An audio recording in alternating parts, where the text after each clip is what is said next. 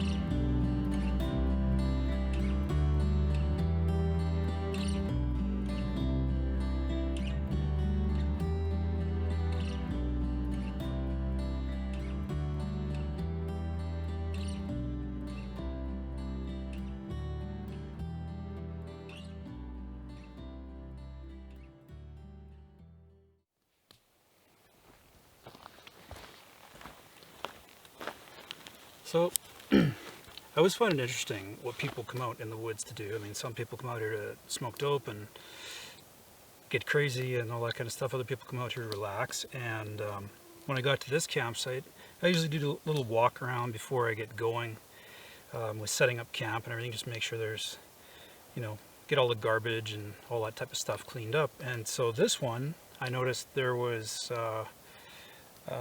obviously a fire pit. There was a couple of fires around, and there was a whole bunch of just leftover, really neatly carved little bits. And so I thought at first that this was just garbage that somebody had left behind. I was going to throw it out, and if you look at it closer, it's actually a fire bow. And I don't know if you guys are familiar with what a fire bow is. So it's to actually create fire from rubbing two sticks together, sort of, in a way. So you need three things. You need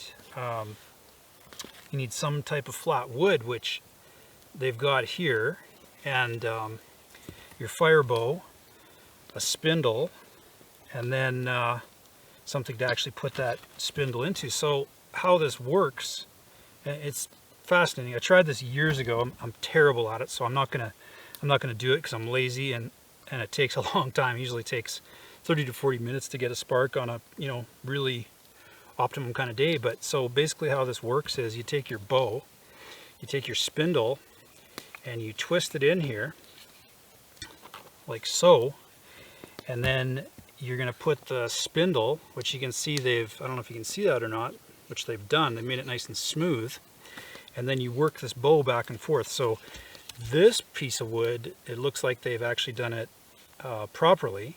And what you want to try to do is you want to try to heat this up. So like I said, I'm not going to do this, but I'll show you generally how it works. Okay, so you're going to lean on your board here. You're going to take your fire bow like so. You're going to take your top cap, and then you're going to work this back and forth. You got to kind of get the tension right, and you can hear it. You can hear it squeaking away. And actually, even just from that little bit, I can smell it's actually starting to heat up already. But this takes a long time to do. So basically what you want to do is just work this back and forth.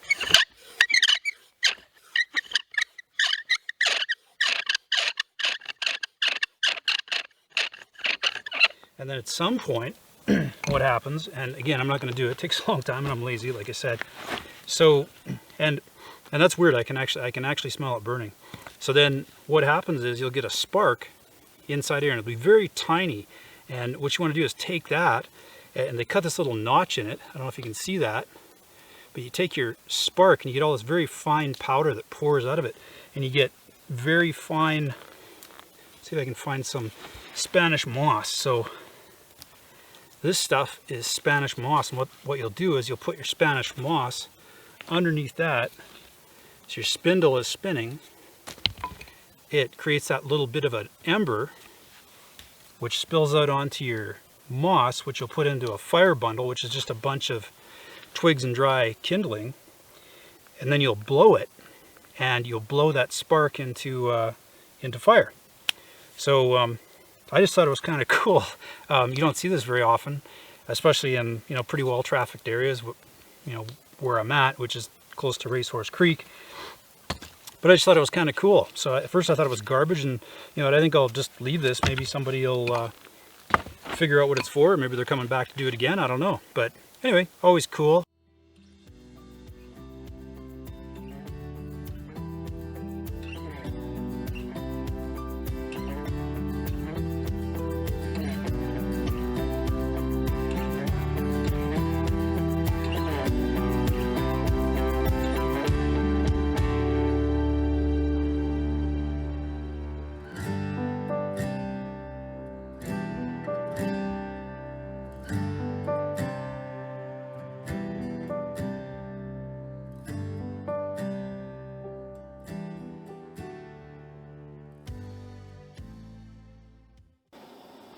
Well, good morning, world.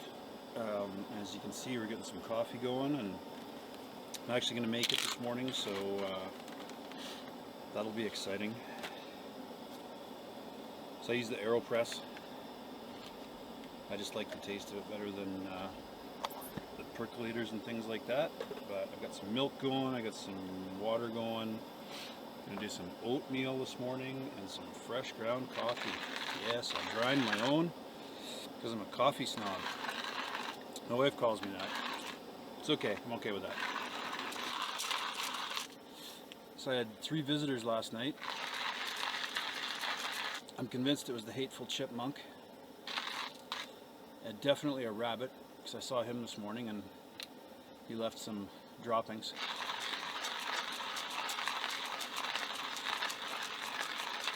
And at about midnight, there he is. Hateful little thing. Still haven't been able to get him on film. Oh yeah, third visitor. Third visitor was about midnight. I think a bunch of guys decided to do a midnight run on some quads and stuff, so oh well, you got to expect it when you're up here. It's a great area for off-roading. I don't know if you can hear that, but it's just gently percolating through there. It's a good sound. And mosquitoes. Oh, I love mosquitoes. Haven't seen the horsefly mafia yet. Now that I've said that, they will show up. And yeah, you got to press on this thing pretty good. So if you want a good stout cup, I wouldn't use a ceramic one. I might end up breaking it. I actually did that once when I first started using this because I thought you had to jump forcefully up and down on it, but you don't. Okay, that looks like rolled oats and dried cherries. So that's breakfast done. If you guys are new to camping or mountain camping anyways, where there are bears and big predators, one thing to note is, you get told on all the pamphlets and everything, keep a clean camp. Absolutely true. So I know it's not the most glamorous thing, but I'm just gonna mention to you guys that you do need to wash up after every meal. You need to make sure you're not taking any food in your tent, and just generally keep a clean camp. You don't want food scraps and stuff laying around because it sometimes even just attracts smaller animals, which attracts bigger animals, which is not good for the upright animals, right? So anyway, simple thing, just make sure you clean up, get everything scrubbed down, and then take your wash water and throw it somewhere far away. I'm going to take mine across the meadow here, so any of those food smells go with it, and I'm not going to get, not going to become bear food. Okay guys, well, after a lot of monkeying around, we are back, and I'm just going to go for a little fish. So this is my, there's your postcard of Canadiana, if you want to go that way.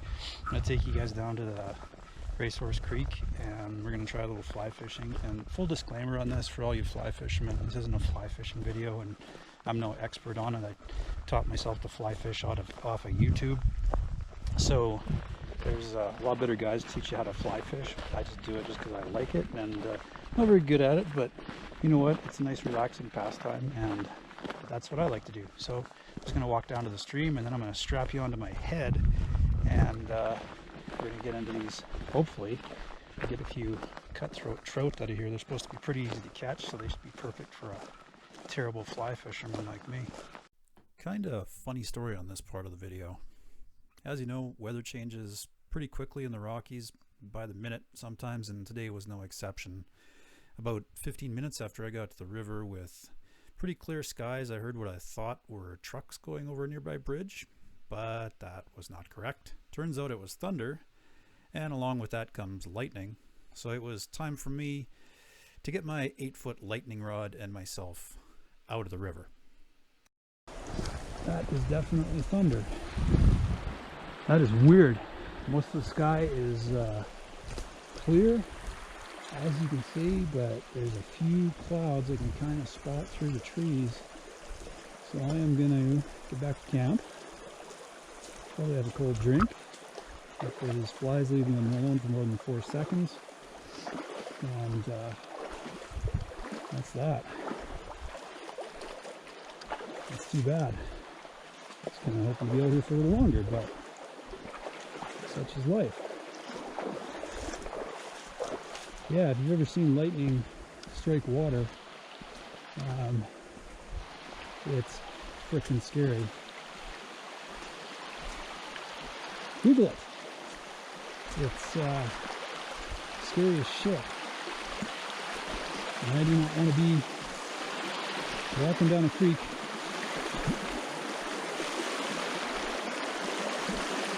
like this in a lightning storm.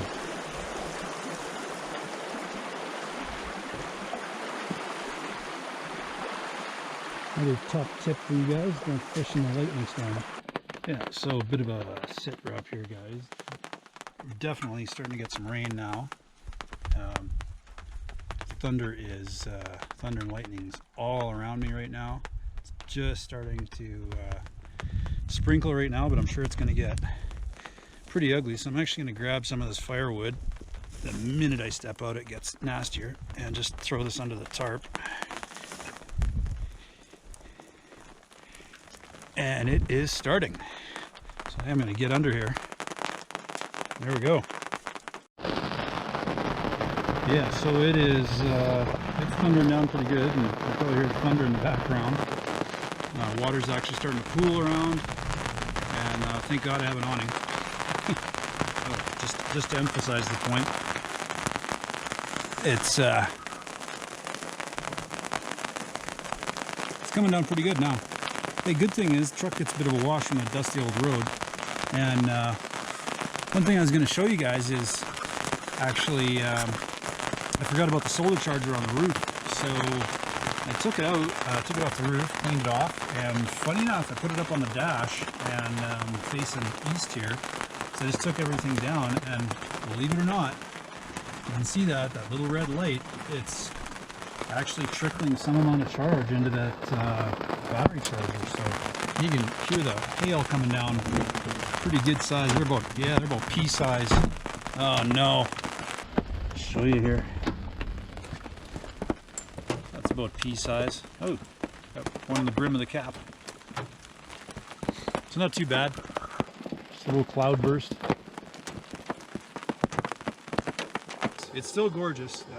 I'd be willing to bet, like, by this afternoon, like, well, I guess it is afternoon, it's just about 3, but I'd say probably early evening, this will probably blow over, and we'll be right back to, you know, plus 25 or something like that, and gorgeous out here, and I'll be out hiking or doing something mildly exciting here. So anyway, lunch is just about ready.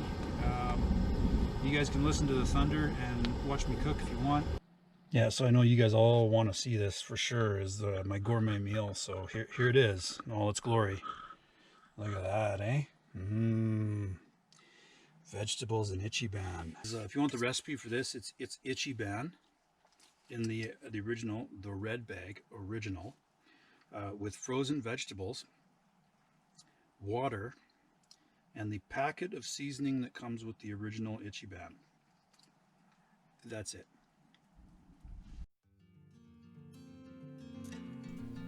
A quick walk before the drive back shows just how gorgeous this area is. The rest of the day turned out to be a scorcher. Later in the day, a bit of smoke appeared from the forest fires in BC, but the views were still spectacular. I guess I'll have to get those trout next time.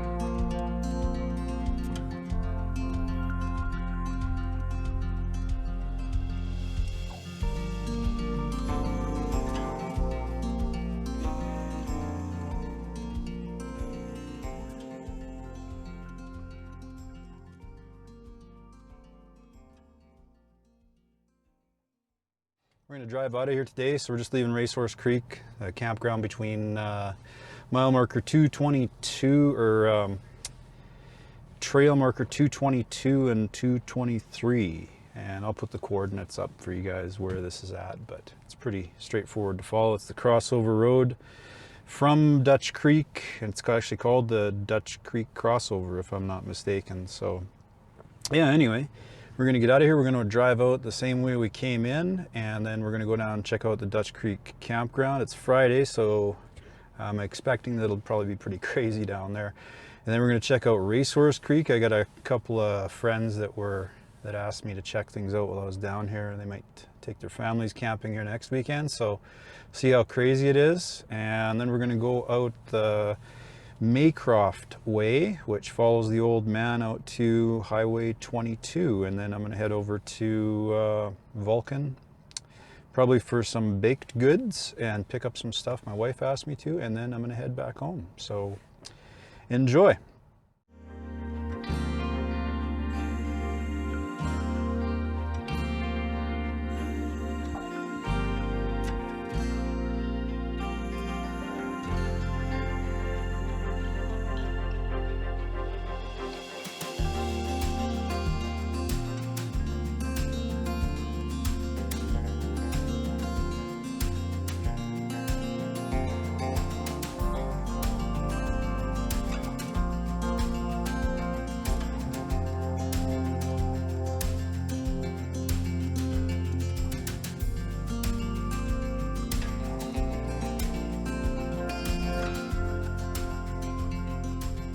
Well, kids, we are at the entrance to Dutch Creek Campground, and it is packed as expected. It is July 31st.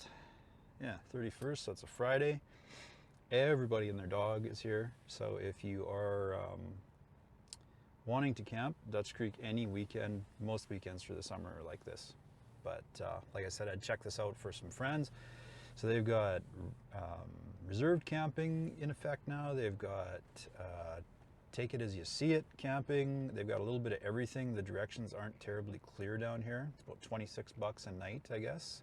And then as you go up There's better rates if you stay for more days than that, and you can stay to a maximum of 16 days. It's a nice little campground, but like I say, it is really busy. It's just like every campground. Everybody wants to get out of the COVID zones in the city and get out into regular camping season. So definitely be aware that it is still pretty crazy out here. I'm gonna take you guys on a drive through the campground itself, and hopefully that's helpful and informative to you.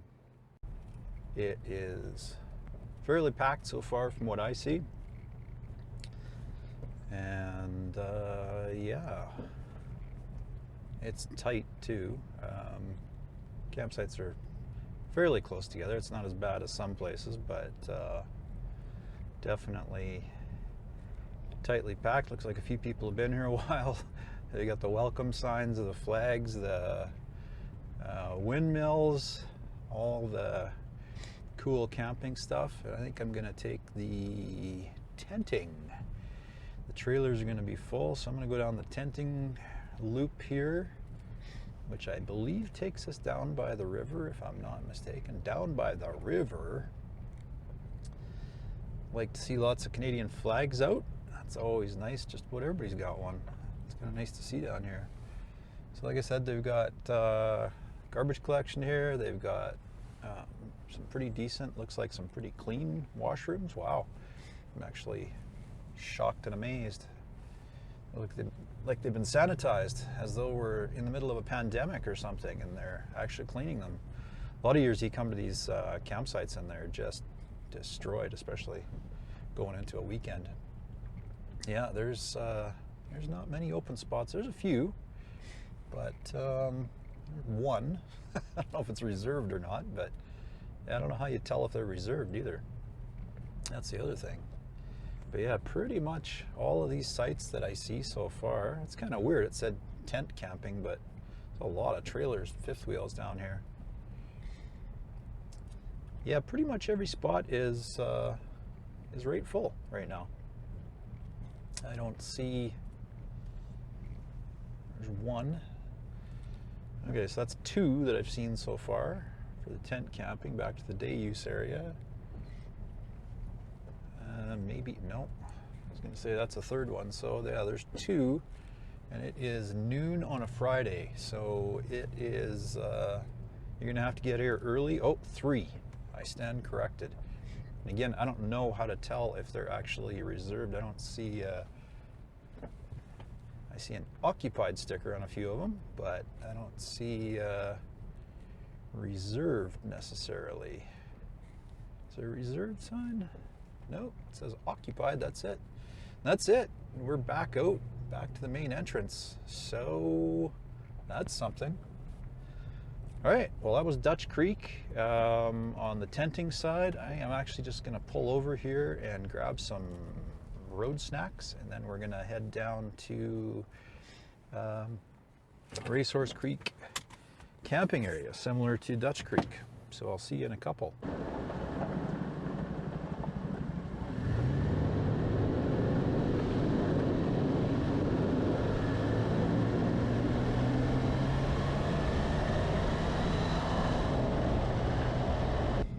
Yeah, there are a lot of people down here. Must be a weekend. Pretty crazy. Oh yeah, this is a long weekend too. I keep forgetting. July 31st, so August 1st, August long weekend, yeah. So everybody and their dog is gonna be down here. Even these little open spots you see over to our right and left. Basically anywhere you can stick a trailer, a tent, or a human being, it's gonna be taken up. You can see there's, yeah, just absolutely everywhere. It is gorgeous out here. If you can get out here in anything, it really is still a lot of fun, even though there's a lot of other people around. I guess the other thing to remember is getting here. If you're going to rent a car, if you're going to come out or rent a truck or whatever you're going to rent to get out here, just some driving etiquette for these gravel roads. You won't see this necessarily, but speed limit on this road is 80 kilometers an hour, and most people are like me. We're doing about 50 when you're passing somebody and you try to just move over a little bit to the right. We drive on the right side of the road here in Canada. At least most people do. Some people drive down the middle, But yeah, you just want to move over a little bit to the right, and what that does is doesn't throw gravel all over their vehicle and your vehicle, and not everybody does it. Again, there's always the exception to the rules. There's always eggheads, but most people are pretty good about it, and there is somebody broken down up here, it looks like, or something. And if you do rent a truck, you are going to see people, I don't know if that's a human, that is a human, yeah.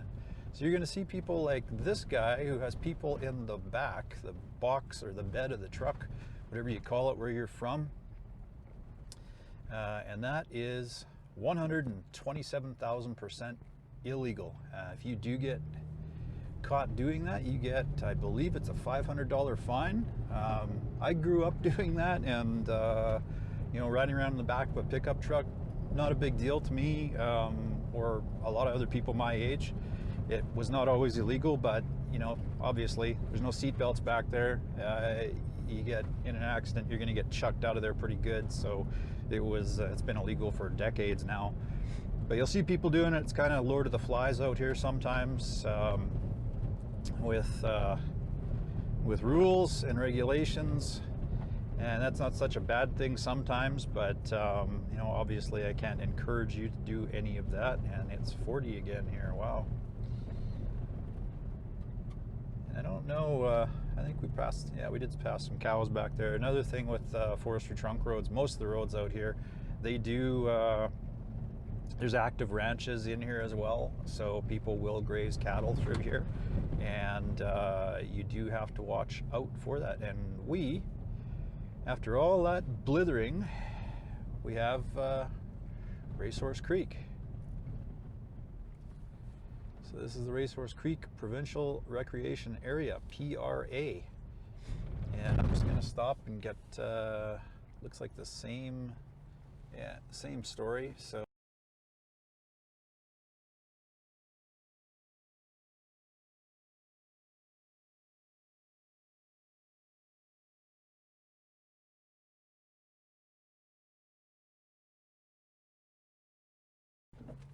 it's packed.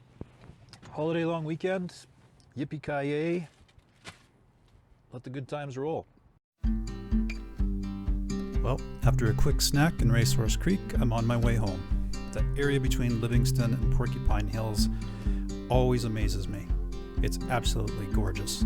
If you do get the chance to get down to southwestern Alberta, please check out the Livingstone. You won't regret it. You know, now that I think about it, I never did make that bakery stop in Vulcan, but it was still worth it with views like this.